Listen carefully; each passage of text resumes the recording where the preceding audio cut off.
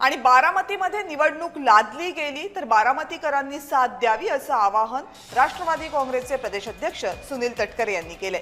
बारामतीच्या पोटनिवडणुकीवरून उलटसुलट चर्चा होत आहे आणि त्याच पार्श्वभूमीवर सुनील तटकरे यांनी हे आवाहन केले। सर्वांनी सुनेत्रा पवार यांना पाठिंबा द्यावा असं आवाहन छगन भुजबळ यांनीही केले।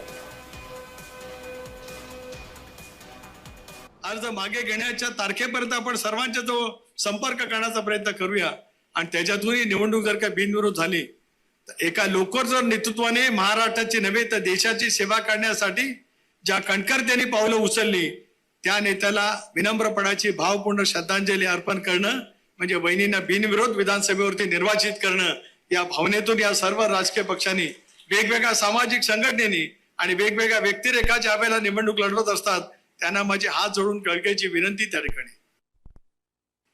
सुनेत्राताई या केवळ बारामतीच्या आमदार म्हणून तुम्ही देणार नाही, त्या राज्याच्या एक नेत्या आहेत हे आपण सगळ्यांनी लक्षात ठेवलं पाहिजे आणि त्या दृष्टीनेच तुमची आमची जे आहे पुढची वाट असली पाहिजे। तुम्ही निवडून देणार 100% याच्याबद्दल माझ्या मनात जरा सुद्धा शंका नाही।